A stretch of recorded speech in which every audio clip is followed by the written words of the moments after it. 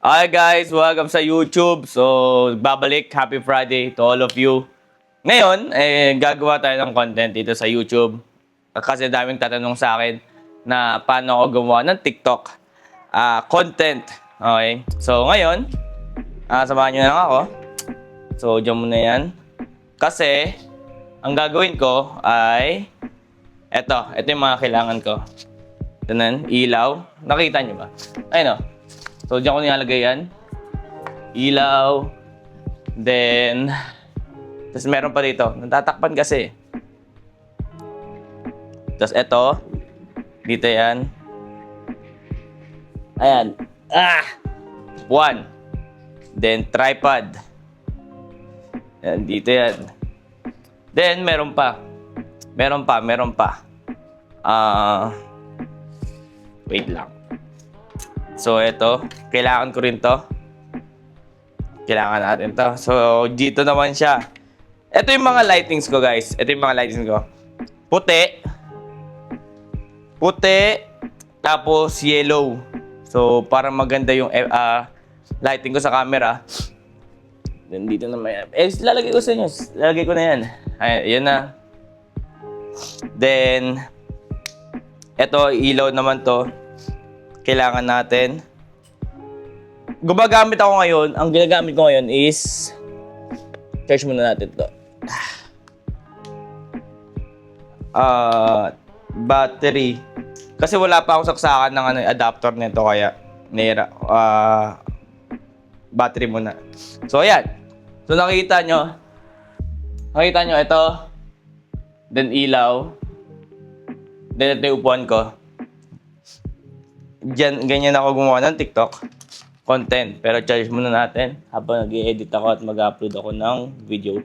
Then, ang gamit kong camera, etong sumusunod sa akin, yan yung camera, is Fujifilm XS20. Yan ang ginagamit ko para naman sa mga contents ko. Kaya, nagtatanong sila bakit ang linaw ng content ko, ganyan. Kasi hindi po ako naka-cellphone. So, ano po siya? Camera po ginagamit ko. Ngayon kasi nakasalpak siya sa RS4, DJI RS4 sa gimbal, sa stabilizer ko. Para hindi ko na hawak-hawak. And yun. Ganito lang ako guys gumawa ng content araw-araw. Dine-edit ko siya sa MacBook, sa CapCut, lahat. Mas maganda kasi mag-edit sa CapCut na laptop, mas maluwag. Ang hirap kasi mag-edit ng mga effects and ayusin yung mga color grading pag sa phone. So ako kasi more on gamay ako sa laptop, kaya sa MacBook ako, pakita ko sa inyo. Sa MacBook ako nag-edit. So ayan. So dito ako nag-edit guys. Dito ako nag-edit. Then, after nyan, lahat yan, upload agad sa TikTok. Then, eto, makita nyo na agad to after like mga 30 seconds, 30 minutes. After ko kasi mag-vlog. After ko mag-vlog, edit agad yan. Then, pasok agad sa YouTube yan, guys. So, ganun talaga ako maggawa ng content. Then sa TikTok naman, magko-compile muna ako ng mga contents for about 10 contents kung kakayanin. Then after nyan, upload agad sa TikTok agad yan. Then upload rin sa FB. Kasi ngayon, nagpo-focus ako ngayon sa TikTok tsaka sa YouTube. Yung FB kasi hindi ko maintindihan talagang baba talaga ng income sa FB eh. Pero kahit pa paano nag-upload ako dun for engagement na lang siguro. And actually hindi ko na kaya, okay? Hindi ko na kayang hindi ko na kayang i-handle lahat. Sobrang daming social media. So mamimili ka talaga ng pinaka main platform mo. So sa akin TikTok tsaka YouTube. Ang FB, hindi ko alam kung paano ko siya gagawin, pero mas naiinganyo ako sa YouTube tsaka sa TikTok. So yun. And upo ng atin, nangangalin na ako eh. So yan guys, Ganun lang po ako mag-content. Unang-una, ang kailangan nyo is, if gusto nyo talagang gawing passion yung pagiging content creator, guys, ang kailangan nyo talaga is ilaw. For ano na to, hindi to for beginner, okay? Kasi may mga kailangan na ako, may mga set na kasi ako eh.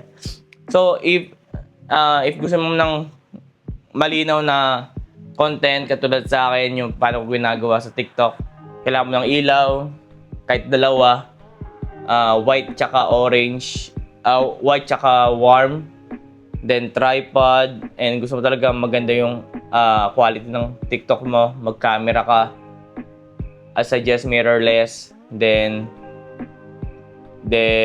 if kaya mo mag-laptop ka for editing, para sa mga color grading na para mas ma-sharpen pa yung mga videos mo.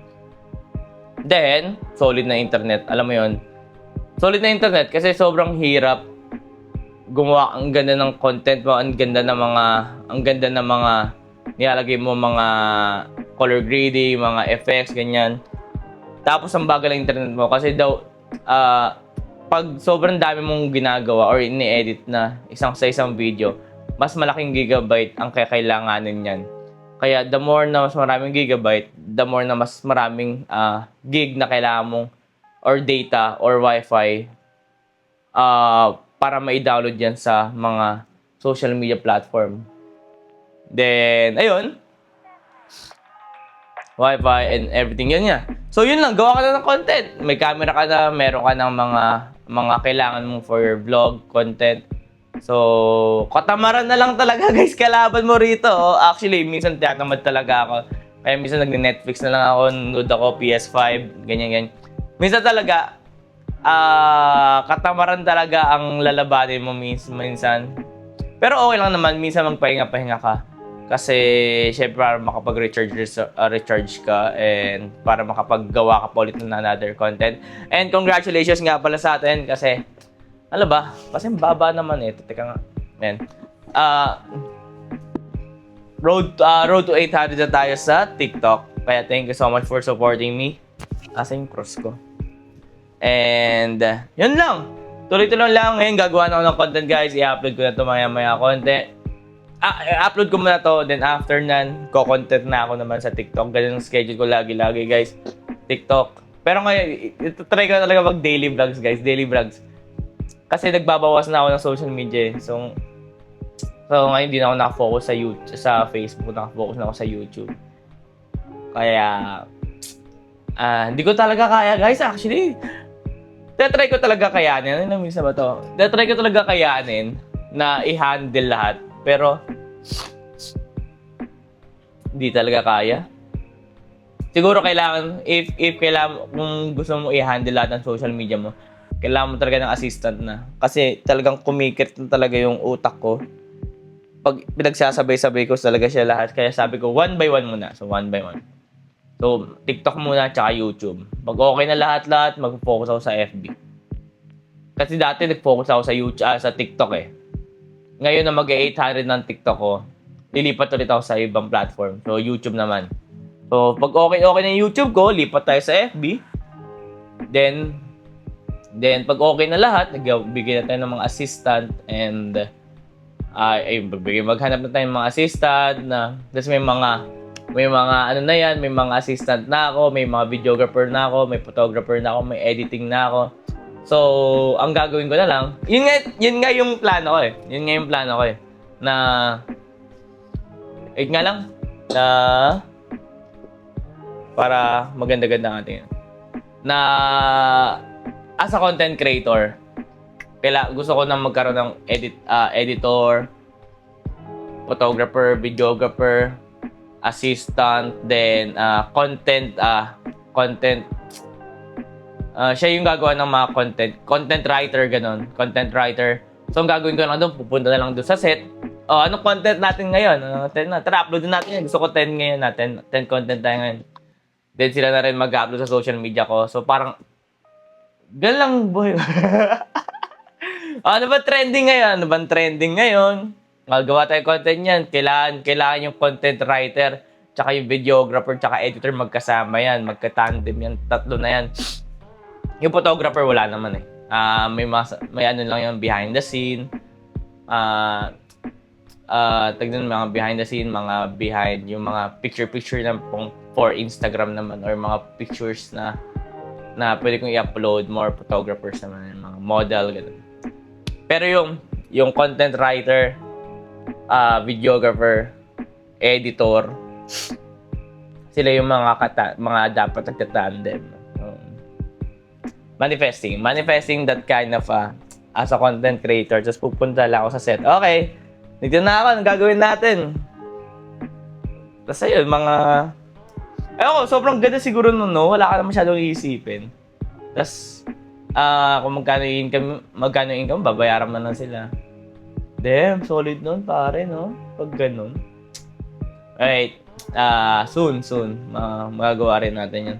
Pero yun lang guys, thank you so much for watching this video, and happy Friday to all of you. And sana nakita nyo yung idea as a content creator. Ito po yung ginagawa ko. Again, summarize tayo.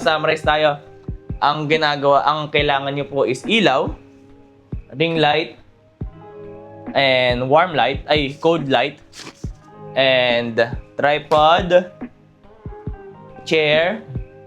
Kung gusto mong nakaupo lang, kasi ako nakaupo lang ako nung nakaupo eh. Then, camera. Then, kung gusto mo mag-content na sumusunod, I prefer DJI RS4 Mini. Ayan. Gamit ko ngayon. Kaya nakikita niyo, sumusunod lang siya. Yun. Pwede nyo rin itong gawing Pwede nyo rin itong gawing isama sa TikTok nyo. Habang nag-TikTok kayo, pwede nyo siyang gamitin para kahit anong position nyo, sumusunod lang talaga siya. Kaya, ayan, thank you so much for supporting me. Again, lahat